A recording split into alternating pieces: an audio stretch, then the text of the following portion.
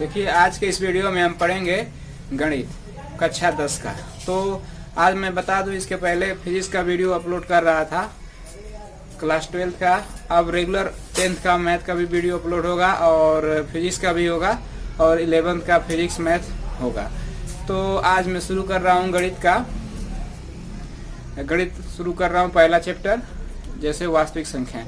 तो इस वास्तविक संख्याओं को पढ़ा जाए और इसमें मैं बता दूं वही वीडियो अपलोड करेंगे जो इम्पोर्टेंस है यूपी बोर्ड में आते हैं, और वही सवाल को उसी टाइप के या उसी प्रकार के सवाल को हमें यहाँ पे हल करना है। कुछ विद्या क्वेश्चन बैंक से, कुछ एनसीईआरटी से, और जो भी इम्पोर्टेंट है जो बाहर से भी आ सकते हैं, कुछ क्वेश्चन बनते हैं, वो सारे क्वेश्चन को हम यहाँ पे सॉल्व करेंगे और चैप्टर वाइज पढ़ते जाना है। तो आइए हम शुरू करते हैं बिना किसी देरी के। वास्तविक पहला पाठ है हम लोगों का गणित में, वास्तविक संख्याएं।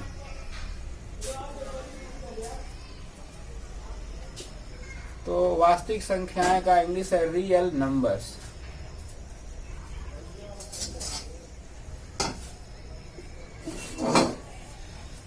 तो रियल नंबर के बारे में थोड़ा जान लिया जाए। आज थोड़ा इंट्रोडक्शन टाइप का रहेगा और इसमें 2-4 सवाल देखेंगे और उसके बाद अगले वीडियो में एकदम पूरा डिटेल बात किया जाएगा। जितने सवाल आते हैं, कितने टाइप के आते हैं, कितने टाइप के सवाल बन सकते हैं, ये सारा चीज़ देखा जाएगा। बहुत ही इजीली भाषा में आपको समझाने की हम प्रयास करेंगे। तो देखें, तो वास्तविक संख्याओं को जानने से पहले कुछ इस चैप्टर में हमें बातें जानना होगा। उसको थोड़ा सा रिवाइज कर दे रहे हैं। 2 मिनट का काम है, उसको रिवाइज करके तब आगे हम बढ़ते हैं। इसमें पहला होता है प्राकृतिक संख्याएं।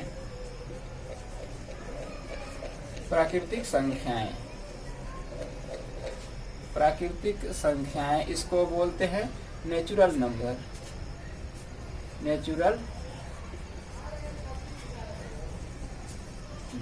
तो नेचुरल नंबर क्या है?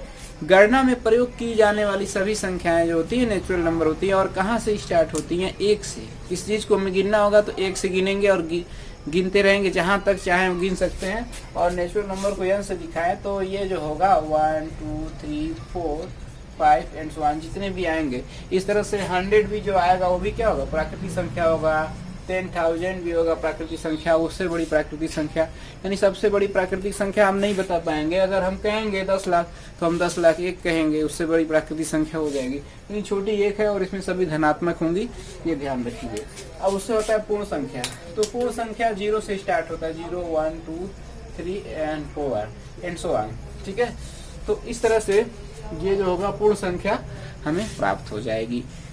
ठीक है, तो पूर्ण संख्या इस तरह से होगा। उसी तरह से अब आता है पूर्णांक, जिसको इंटीजर कहते हैं इंग्लिश में। तो पूर्णांक जो होता है वो धनात्मक संख्याओं और ऋणात्मक संख्याओं का संग्रह होता है पूर्णांक। तो देखें, पूर्णांक जो है 0 भी होता है, उसमें धनात्मक ऋणात्मक संख्याओं का और उसमें शून्य संख्या का संग्रह होता है। तो इधर +1 +2 इधर +3 ऐसे होगा, इधर -1 -2 -3।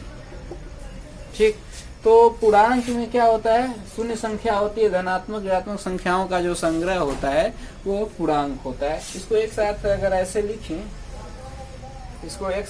लिखें, तो जैसे मान लीजिए इसमें शून्य होता है, शून्य है, इसमें +1 है तो दूसरे साइड -1 भी होगा, तो +-1 +2 है तो -2 है। ठीक है, +3 है तो -3 है। तो ऐसे +-4 +-5 इस तरह से एक साथ ऐसे दिखा सकते हैं। तो जो इसमें धनात्मक होगा वो धनात्मक पूर्णांक होगा, और जो इसमें ऋणात्मक होगा वो ऋणात्मक पूर्णांक होगा। और शून्य जो है ना तो धनात्मक होता है ना तो ऋणात्मक होता है, वो शून्य संख्या होता है। अब इसमें हम बताएंगे कि ये माइनस यानी ऋणात्मक संख्याओं का जरूरत क्यों पड़ी। धनात्मक संख्याएं तो थी, इसमें ऋणात्मक संख्याओं की क्यों जरूरत पड़ी, तो इसको बाद में हम विचार करेंगे। अभी जब आएगा सवाल तो इसमें बताएंगे। आज फिलहाल इसको बस डिफिनीशन थोड़ा सा ये बता दे रहा हूँ, हमें पढ़ना है वास्तविक संख्याएं। ठीक है, तो वास्तविक संख्याएं क्या होती है उसके बारे में जानने के लिए थोड़ा सा डिफिनीशन जान ले। तो ये हो गया पूर्णांक, धनात्मक संख्या, ऋणात्मक संख्या और शून्य संख्या का जो संग्रह है वो आपका पूर्णांक हो गया। अब जो आता है हमारा परिमेय संख्या होती है, परिमेय। इस पे सवाल भी आएंगे, जैसे परिमेय संख्या का इंग्लिश क्या होता है देख लें। रेशनल नंबर होता है, रेशनल नंबर, ठीक है। तो रेशनल नंबर होता है इसकी इंग्लिश, लेकिन इसमें हम इसकी परिभाषा किस प्रकार देंगे, तो जो इसकी परिभाषा होती है, ऐसी संख्या जिनको p बाई क्यू के रूप में लिख सकें, जहाँ पे p और q पूर्णांक हो और q not equal to 0, q 0 के बराबर नहीं होना चाहिए। जैसे कोई ऐसी संख्या लें जो p बाई क्यू के फॉर्म में हो, जहाँ पे ये p और q क्या होने चाहिए, इंटीजर्स होने चाहिए। यानी p और q क्या हो, ये बताता है बिलोंग्स टू, ये बताता है कि p और q किसके एलिमेंट हैं, इंटीजर के, मतलब जो इंटीजर है उसी में होना चाहिए। ऐसे सिंपल लिखें, p और q क्या होना चाहिए, पूर्णांक होना चाहिए, क्योंकि इंटीजर का अंग्रेजी हिंदी होता है पूर्णांक। तो p और q क्या होना चाहिए, पूर्णांक होना चाहिए, ठीक। और जो यहाँ नीचे q है जो हर में है वो 0 के बराबर नहीं होना चाहिए। जैसे ऐसी कोई भी संख्या ले लीजिए, जैसे मान लीजिए 7/8 आप ले लिए, ये 7/8 लिए हैं, तो उसमें देखें 7 क्या है, अंश है और 8 हर है। तो ये p की जगह क्या है, 7 है और q की जगह 8 है कि नहीं है। तो लेकिन यहाँ पे देख रहे हैं कि 7 और 8 क्या है, पूर्णांक है, पूर्णांक में आएंगे 7, 4, 5, 6, 7, कभी 7, 8 आएगा, ठीक है, तो हो गया। और q नॉट इक्वल टू 0, तो 8 यहाँ पे q की जगह 8 है, तो 8 0 के तो बराबर होगा नहीं, तो 8 यानी नीचे वाला 0 नहीं है। तो इस तरह से क्या है, 7/8 क्या है, एक परिमेय संख्या है। उसी तरह से अगर हम देखें, अगर -3/7 की बात करें, ये भी परिमेय संख्या है। देखिए पूर्णांक है, ये भी पूर्णांक है, p पूर्णांक हो गया, नीचे वाला q होता है, ये भी पूर्णांक हो गया, और नीचे वाला 0 7 0 के बराबर नहीं है, तो इसलिए क्या है, ये जो है परिमेय संख्या है। ऋणात्मक है तो ऋण में आया तो ऋणात्मक परिमेय संख्या हो गया, ये बात ध्यान रखेंगे। एक बात बस यही ध्यान रखना है कि ये 0 जो होता है, ये 0 परिमेय संख्या है कि नहीं। तो देखें 0 परिमेय संख्या है कि नहीं, तो ऐसी परिमेय संख्या की परिभाषा होती है कि ऐसी संख्याएं जिन्हें p बाई क्यू के फॉर्म में लिखी जा सके, यानी p बटे q के रूप में लिखी जाए, जहां p और q पूर्णांक होने चाहिए और q 0 के बराबर नहीं होना चाहिए, जो उसका हर होता है वो 0 के बराबर नहीं होना चाहिए। तो 0 को ऐसे लिख सकते हैं 0/1 या 0/2 लिख सकते हैं, 0/3 लिख सकते हैं कि नहीं लिख सकते हैं। जैसे हम समझ लें कैसे लिख सकते हैं, 25 है तो 25 में हम 5 से भाग देते हैं, 5 25 25 होता है, तो कितनी बार में आता है, 5 बार में आता है। तो उसी तरह से अगर 15 में हम 3 से भाग दें तो 3 5 15 हो जाता है, तो कितनी बार में आता है, 5 बार में आता है, तब ना आंसर इसका 15 आ गया। तो इसीलिए हम जब 0 में 1 से भाग देंगे तो 0 एकम, देखिए 1 में 0 का मल्टीप्लाई करेंगे तब ना 0 आएगा, तो 0 बार में आएगा। यानी 0 में हम क्या करेंगे, 1 से भाग देंगे तो 0 बार में क्या आएगा, 0 आ जाएगा, ठीक है। उसी तरह से 0 में हम 2 से भाग देंगे तो 2 पूरे 0 आएगा, यानी 0 बार में 0 आ जाएगा। तो यानी कि इसको लिखा जा सकता है, ऐसे भी लिख सकते हैं। तो यहाँ पे देखें p की वैल्यू क्या है, 0 है, तो 0 क्या है, पूर्णांक है कि नहीं, पूर्णांक में 0 आता है, ठीक है। और नीचे क्या है, q की वैल्यू 1 है, तो p देखिए p 0 हो गया, q 1 हो गया, तो p और q क्या है, इंटीजर है, क्योंकि 1 भी इंटीजर है। यहाँ देखें p की वैल्यू 0 है, लेकिन q की वैल्यू 2 है, नीचे वाला 0 नहीं होना चाहिए। यहाँ नीचे कहाँ 0 है, q की वैल्यू 2 मिल रही है, 0 तो है नहीं। यहाँ पे p की वैल्यू 0 है तो पूर्णांक हो गया, और नीचे 3 है तो 3 0 तो है नहीं, लेकिन 3 पूर्णांक होना चाहिए, तो 0 यानी कि p की वैल्यू यहाँ देखिए 0 है और q की वैल्यू 3 है।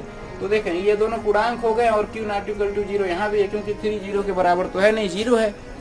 इस तरह से 0 भी एक क्या है, यानी कि शून्य भी एक परिमेय संख्या होती है, ये ध्यान रखना चाहिए। कभी भी कोई पूछ लेता है क्या बताओ शून्य परिमेय संख्या है कि नहीं है, हम सारा परिभाषा रटे रहते हैं लेकिन सोच में पड़ जाते हैं। तो ऐसा सोचना नहीं है, हम कहेंगे एकदम निसंदेह कहेंगे शून्य जो है परिमेय संख्या है, क्योंकि इसको p बाई क्यू के फॉर्म में लिखा जा सकता है। और इस तरह से लिख के हम दिखा देंगे, जहाँ पे उसका जो हर है वो 0 के बराबर नहीं है और p और q क्या है, पूर्णांक मिल रहे हैं, इसलिए परिमेय संख्या है, ठीक है। तो ये परिमेय संख्या हो गई।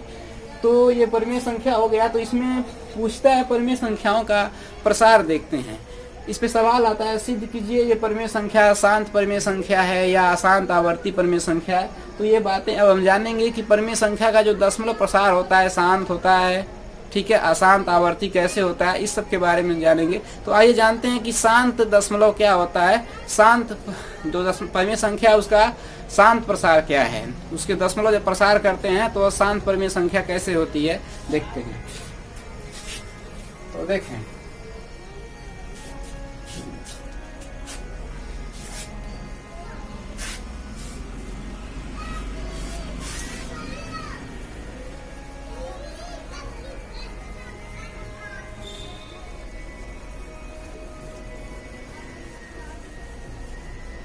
जैसे देखें हम एक परिमेय संख्या ले लेते हैं 3/2।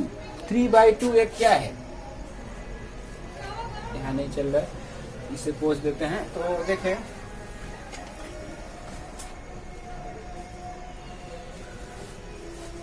ये देखते हैं, तो देखें ये 3/2 जो है एक परिमेय संख्या है, क्योंकि इसको 3/2 के रूप में लिखा गया है। Q ≠ = 0, देखिए नीचे वाला 0 नहीं है। तो इसकी ये जो है इसका दशमलव प्रसार कैसा होगा, तो दशमलव प्रसार मतलब इससे जो लॉन्ग डिवीजन मेथड है, यानी लंबी भाग देने की जो विधि है, उससे हम इसको भाग दें तो ऐसे ही ना भाग देंगे। 3 को हम 2 से भाग देंगे तो 2 × 2 लिखेंगे, यहाँ घटाएंगे 1 बचेगा। 3 को ऐसे लिखा जा सकता है, देखिए किसी संख्या को ऐसे लिखा जा सकता है, 3.000 करके ऐसे लिखा जा सकता है। तो ऐसे यहाँ पॉइंट लगाया तो जब इस 0 के नीचे लाएंगे तो यहाँ आ जाएगा और ये पॉइंट यहाँ चला जाएगा और 2 × 5 = 10 हो जाएगा। तो इस तरह से यहाँ पे देखिए भागफल सॉरी शेषफल जो है, शेषफल क्या है 0 है और ये भागफल है। तो इसका रिजल्ट कितना आया, भागफल कितना आया 1.5 आया। 1.5 के आगे अब कोई अंक नहीं आएगा, भाग पूर्णतः चली जा रही है। ठीक है, अब देखें इसमें आगे देखें, जैसे 1/4 है, 1/4 है, इसको भाग दें हम तो 1 को ऐसे लिखा जा सकता है 1.00। अब इसको 4 से भाग दें तो देखें, अब ध्यान देना है कि जो यहाँ 1 है, 4 अकेला है, अकेला अंक है, यहाँ भी अकेला लेंगे तो कम पड़ जाएगा, और जब कम पड़ जाएगा तो यहाँ 0 लगा के ये दोनों अंक ले लेंगे। हम ये क्या करेंगे, दोनों अंक ले लेंगे या 10 कर लेंगे और पॉइंट यहाँ आ जाएगा। तो 4 × 8 लिखेंगे, इसको 1.0 नहीं बल्कि 10 मानेंगे। ठीक है, तो 10 में से 8 गया, कितना बचेगा 2। अब इस 0 को यहाँ पे लाएंगे। ठीक है, तो ये क्या होगा 4 × 5 = 20 होगा। तो 4 × 8 तो अभी लिखना भूल गए थे, 4 × 8 हो गया, अब 4 × 5 = 20 हो गया। तो इस तरह से रिमाइंडर क्या हो गया 0। अब 0 का कोई मतलब है नहीं तो उसको मिटा दिया। अब देख रहे हैं कि यहाँ पे जो भागफल मिल रहा है अपना 0 मिल रहा है, तो इसका जो है भागफल कितना आ गया, इसकी 1.4 क्या हो गया 2.5 के बराबर आ गया। ठीक है, तो ऐसी तरह से अगर और भी कोई संख्या है, तो अगर यहाँ पे मान लीजिए कहीं ऐसे मिल गया, किसी संख्या से किसी संख्या में भाग देने पे ऐसे मिल गया और उसके आगे कुछ मिल नहीं रहा है, यानी द एंड हो जा रहा है, समाप्त हो जा रहा है, तो यानी हम कहेंगे शांत है, मतलब ये आगे नहीं बढ़ रहा। जैसे मान लो ऐसे देखिए 1/3 के जब भाग देते हैं तो 0.3333333 ऐसे करके आता रहता है, तो अब ये शांत नहीं है। जैसे 1/3 है तो उसमें क्या करेंगे, 1 को 3 से भाग देंगे तो ऐसे ही मिलता है। तो जब भाग देंगे तो ऐसे अगर मिलेगा तो देख रहे हैं 3 क्या है, शांत नहीं है, आगे बढ़ रहा है, तो यह अशांत कहलाएगा। लेकिन साथ साथ देख रहे हैं 3 हमेशा आ रहा है, यानी रिपीट कर रहा है। रिपीट करने का मतलब आवर्त है, बार बार आने का मतलब क्या है, आवर्त है, मतलब आ रहा है। तो बार बार आना आ रहा है तो इस संख्या को क्या कहेंगे, आवर्ती संख्या कहेंगे, कि बार बार आ रहा है। तो यानी कि ये जो है ये जो होगा अशांत तथा आवर्ती हो जाएगा। तो ये देखिए आगे शांत हो गया, इसके आगे नहीं बढ़ रहा है, एंड हो जा रहा है, तो इसको बोलते हैं अशांत दशमलव, अशांत है ये। और ये क्या है, ये शांत नहीं, सॉरी ये शांत है, क्योंकि ये आगे नहीं आ रहा है। देखिए यहाँ द एंड हो जा रहा है तो आगे नहीं मिल रहा तो शांत है। यहाँ भी देखिए आगे अब नहीं मिल रहा, ये एंड हो जा रहा है, इसका समाप्ति हो रही है, तो ये क्या है, शांत है। लेकिन ये जो है अशांत है, शांत नहीं है, क्योंकि 3 के बाद 3 के बाद 3 ऐसे मिलता रहेगा। अब भाग दे करके देखें, यहाँ पे जैसे देखें 1 पे भाग देना है 3 को, तो इसको 1 को ऐसे ऐसे लिख सकते हैं। तो देखें इसको हम क्या करेंगे, 2 डिजिट लेंगे, 0 बढ़ाएंगे, 3 × 9 करेंगे तो यहाँ पॉइंट आएगा, यहाँ पे बचा 1 1 0, 3 × 9, फिर बचा क्या आपका 1 बचा, फिर ये 0 उतार लेंगे, ऐसे जितना चाहे उतना जीरो बढ़ा सकते ही हैं। तो 3 त्रिका 9, फिर 3 त्रिका 9 किया, बचा 1, फिर ये जीरो नीचे ला दिया, तो फिर 3 त्रिका 9। ऐसे क्या होगा, मिलता जाएगा, क्योंकि यहाँ पे हमेशा 10 बचता जाएगा जीरो उतारने के बाद। तो 3 त्रिका 9, 3 त्रिका 9, 3 त्रिके 9, इस तरह से जो होगा 0.3333 क्या होगा, मिलता जाएगा। और तो यह आसान हो गया ना, आसान। अब देखें, और उसके बाद बार बार यही आ रहा है 3 तो आवर्त भी कर रहा है, यानी बार बार आने का मतलब आवर्त कर रहा है। तो ये जो प्रसार होगा ये आसान तथा आवर्ती होगा, आसान तथा आवर्ती होगा। तो परिमेय संख्या का दशमलव प्रसार दो ही तरह से होता है, एक शांत होता है और दूसरा होता है आसान तथा आवर्ती। ध्यान रखेंगे इसमें इस बात का, अशांत होगा तो साथ साथ आवर्ती भी होगा, नहीं तो वो अपरिमेय संख्या में चला जाएगा। अपरिमेय संख्या हम कह रहे हैं, परिमेय नहीं, अपरिमेय संख्या। तो अभी अपरिमेय बताएंगे, लेकिन इसके कुछ और प्रसार देख लिया जाए। तो इसका कुछ और प्रसार देखा जाए।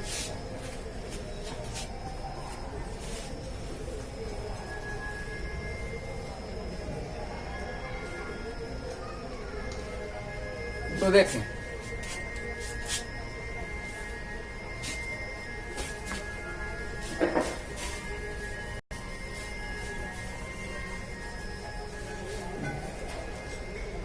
तो पहले इसमें ध्यान दें, एक बात नोट कर लीजिए आप, परिमेय संख्याओं का दशमलव प्रसार शांत तथा आसान तथा आवर्ती हो सकता है, मतलब दोनों में से कोई एक हो सकता है। तो इसका जो दशमलव प्रसार होता है, दशमलव प्रसार परिमेय संख्या का दशमलव प्रसार। तो दशमलव प्रसार, परिमेय संख्या का दशमलव प्रसार। तो दशमलव प्रसार क्या है, शांत है, शांत भी हो सकता है। शांत को बोलते हैं टर्मिनेटिंग, इंग्लिश में इसको कहा जाता है। दूसरा जो होता है, इसका एग्जाम्पल क्या लिख सकते हैं, फॉर एग्जाम्पल, उदाहरण के तौर पे इसको आप लिख सकते हैं 1/4 का अभी पाए थे 0.25 पाए थे, 3/2 का पाए थे, कितना पाए थे 1.5 पाए थे। ठीक, इसी तरह से अन्य भी संख्याएं हैं, कोई भी संख्याओं से भाग दे, जब शेषफल शून्य हो जाए, द इंड हो जाए। अब इसके साथ आगे कोई दशमलव बिंदु के आगे अब मतलब 5, 6, 7 ऐसे मिलने के बाद अब कोई नहीं मिल रहा है, तो वह क्या होगा, शांत दशमलव होगा। शांत होगा तो ये शांत कहते हैं, टर्मिनेटिंग। तो शांत दशमलव हो गया ये। अब जो होगा दूसरा जो होता है अशांत, दूसरा क्या होता है, अशांत होता है, ये अशांत तथा आवर्ती दोनों होगा, आसान तथा आवर्ती होगा। यानी कि आसान का टर्मिनेटिंग है तो ये इसका इंग्लिश होगा नॉन टर्मिनेटिंग एंड रिपीटिंग। आवर्ती का मतलब रिपीट करना, रिपीटिंग, तो इसकी इंग्लिश हो जाएगी नॉन टर्मिनेटिंग और एंड रिपीटिंग,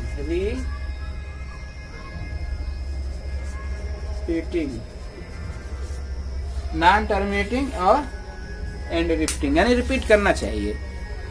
ठीक है, तो इसमें उदाहरण में हमने क्या दिया था अभी 1/3, तो यह आया था 0.3333 करके। अब इसमें कोई एक क्लेम कर सकता है, कोई ऑब्जेक्शन कर सकता है, क्या 3 जैसे 3 ही रिपीट कर रहा है, वैसे ऐसे भी मिल सकता है 0.222 रिपीट करे, 0.7777 करके रिपीट करे, हाँ मिलेगा। लेकिन कोई ऐसे भी तो पूछ सकता है, क्या 0.25252525 रिपीट करे। हाँ, इसमें कोई जरूरी नहीं है कि एक ही संख्या क्या करे, रिपीट करे, 2 संख्याएं 3 संख्याएं रिपीट कर सकती हैं। तो आइए इसका भी प्रसार एक देख लिया जाए कि 2 संख्याएं 3 संख्याओं के बाद कैसे रिपीट करता है। तो देखते हैं आगे। तो इसमें जैसे मान लीजिए हम एक लंबी डिवीजन प्रक्रिया अपना रहे हैं, लॉन्ग डिवीजन मेथड, यानी लंबी भाग। तो जैसे 1/7 के बारे में बात करें, 1 में हमें 7 से भाग देना है, ठीक है, 25 में 7 से भाग दे सकते हैं, 8 में 7 से भाग दे सकते हैं। लेकिन यहाँ पे हम उदाहरण वो लेना चाहते हैं जो क्या हो, नॉन टर्मिनेटिंग मतलब हो, नॉन टर्मिनेटिंग और रिपीटिंग हो, यानी कि जो होगा वो क्या होना चाहिए, आसान तथा आवर्ती होना चाहिए। तो अभी इसका भाग देंगे तो अभी मिलेगा, जैसे एक को हम क्या आएगा यहाँ पे लिखना है, तो जैसे एक में भाग देना है 7 से, तो देते हैं इसको 1.00, ऐसे जितना चाहें उतना लिख सकते हैं। तो देखें जब यहाँ 2 डिजिट लेंगे तो यहाँ 0 बढ़ेगा और 7 एकम 7 करेंगे, पॉइंट यहाँ रहेगा तो 7 एकम 7 होगा, बचेगा 3। अब एक 0 यहाँ आ जाएगा तो 7 चौक 28 करेंगे आप, तो बचेगा 2, फिर ये 0 आ जाएगा, अब 0 आता रहेगा तो 7 दूना आप 14 करेंगे तो बचेगा कितना 6, फिर 0 आएगा तो 7 8 आप क्या करेंगे 56 करेंगे तो बचेगा 4, फिर 0 आएगा आप करेंगे 7 7 49 करेंगे तो बचेगा फिर 1, फिर 0 आएगा तो 10 हो जाएगा, तो फिर क्या करेंगे 7 एकम 7, ठीक है, फिर बचेगा 3, तो फिर 0 आएगा तो फिर करेंगे 7 चौक 28, तो फिर बचेगा कितना आपका बचेगा 2, फिर आएगा 0 तो 7 दूना क्या करेंगे 14 करेंगे, फिर बचेगा कितना 6, फिर हो जाएगा 60, तो फिर करेंगे 7 8 56, ठीक है, बचेगा 4 यहाँ लिख रहा हूँ, उसके साथ 0 आएगा तो 7 7 फिर क्या करेंगे 49 करेंगे तो फिर बचेगा 1, ठीक है। अब देखिए 1 बचा, फिर 7 एकम 7 होगा, फिर यहाँ से देखिए रिपीट किया, जैसे देखें 0.0 देखिए 0.14787, ठीक है, यहाँ तक गया है, फिर वही चीज मिल रहा है 1487, इसी तरह से 14287 फिर मिलेगा, इसी तरह से 14287 फिर मिलेगा। इसमें 1 2 3 4 5 संख्याएं क्या कर रही हैं, रिपीट कर रही हैं, और इसका द इंड नहीं होने वाला है, इस यानी कि आसान है, शांत नहीं है, ऐसे मिलता जाएगा और रिपीट भी करेगा, यानी आवर्त करेगा, आवर्ती होगा। तो इसमें देख रहे हैं तो इसको ऐसे हम लिख सकेंगे 0.14287 14287 ऐसे डैश डैश कर देंगे। तो इतना लंबा नहीं लिखा जाता है, उसके ऊपर बार ब्रैकेट लगाया जाता है, तो जो रिपीट करा इतना रिपीट करा ना, तो इसी पे ऐसे लगा देंगे, तो इसको 1/7 इक्वल टू दिखा देंगे 0.14287, इसके ऊपर ऐसे बार लगा देंगे, तो इसमें 3 2 5 संख्याएं क्या हो रही हैं, रिपीट कर रही हैं। तो ये जो होगा इस 1/7 का जो परिमेय संख्या है, इसका जो दशमलव प्रसार होगा अशांत होगा और अशांत होगा और आवर्ती होगा, ठीक है। तो ये परिमेय संख्या हो गई। तो परिमेय संख्याओं के गुण में आप ये नोट कर लेंगे, ठीक है। तो परिमेय संख्याएं अशांत तथा आवर्ती होती हैं या तो शांत होती हैं। अब ये पूछता है ऐसे सवाल करके कि बिना भाग दिए